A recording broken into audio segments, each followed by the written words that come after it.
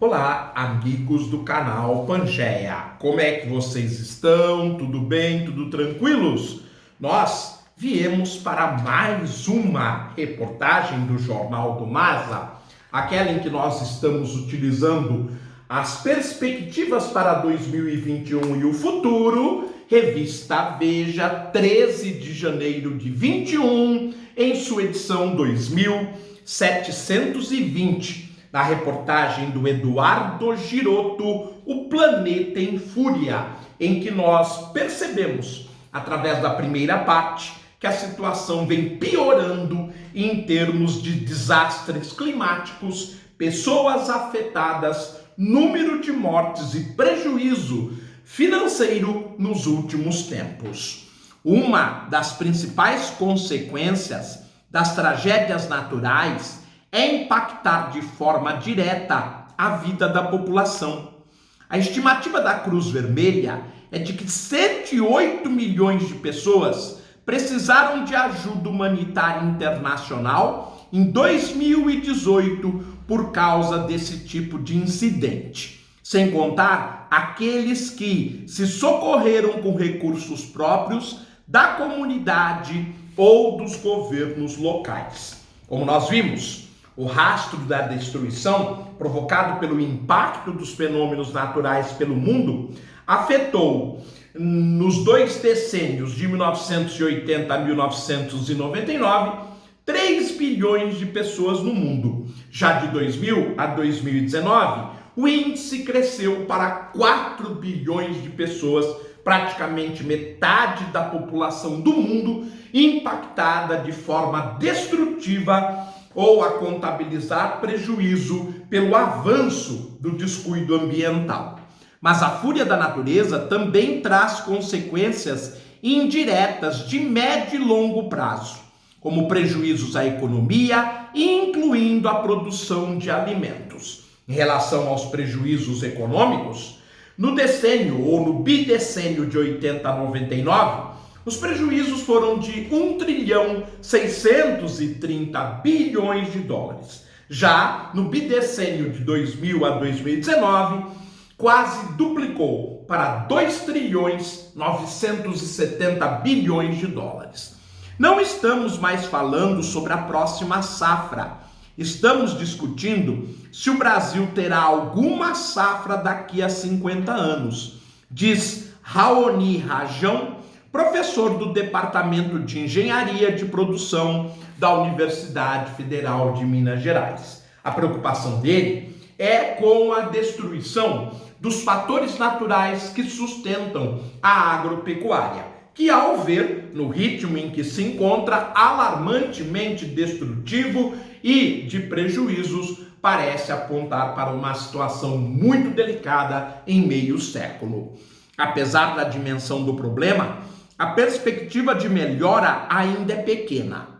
Com a quarentena, a qual a maior parte da população mundial foi submetida na pandemia, espera-se que os índices de carbono expelidos na atmosfera, um dos responsáveis pelo aquecimento global, sofressem uma queda brusca. Porém, nós percebemos que os desastres climáticos quase duplicaram também, já que no último bidecênio do século XX, foram registrados 4.212 desastres climáticos. Já no primeiro bidecênio do século XXI, 7.348 desastres climáticos. Ou seja, a situação só vem se agravando, não há índice algum de recuperação, só de piora. Não foi o que aconteceu. A Organização Meteorológica Mundial, a OMM, auferiu que as reduções ficaram dentro da variação natural que se registra ano a ano. O Brasil tem se notabilizado como um dos vilões nessa área. O crescimento recorde do desmatamento da Amazônia contribuiu para que o país elevasse em 9,6% as emissões de carbono em 2019. Tudo indica que o estrago em 2020 será ainda maior. principal peça do esforço mundial para conter o ritmo de catástrofes, o Acordo de Paris, que foi assinado em 2015, o famoso COP21, visa impedir que a temperatura global neste século aumente mais de 2 graus. Está estabelecido que até o ano 2030, toda a geração termoelétrica, portanto de energia, feita pela queima de carvão mineral, deve ser substituída por um combustível menos poluente para diminuir o ritmo de emissão de gás carbônico. Em 2019, o segundo ano mais quente da história, o termômetro do planeta esteve 1,1 grau acima dos níveis pré-industriais. No acordo assinado em 2015, o Brasil se comprometeu até 2025 reduzir em 37% os níveis de gases do efeito estufa em relação a 2005 e zerar o desmatamento ilegal até 2030.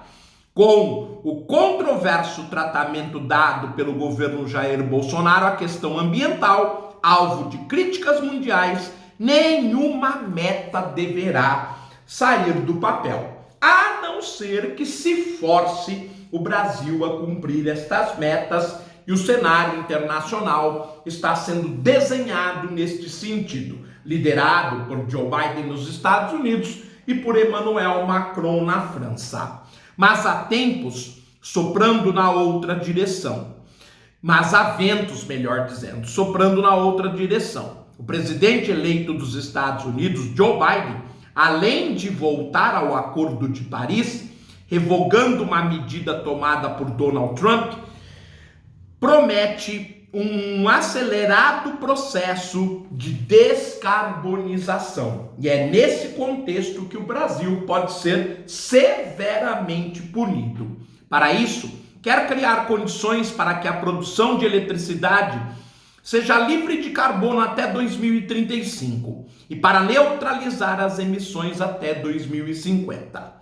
Entre as propostas estão o investimento de 2 trilhões de dólares nos 4 anos de mandato para tornar a infraestrutura americana mais eficiente energeticamente e a concessão de incentivos para que os consumidores troquem os seus carros por automóveis elétricos. Então, os Estados Unidos tomando algumas medidas que envolvem praticamente 8% de sua economia, vem tentando auxiliar o meio ambiente. Em contraposição, o Brasil vem fazendo o contrário. Porém, o mundo vem se levantando contra o nosso pouco caso com a questão.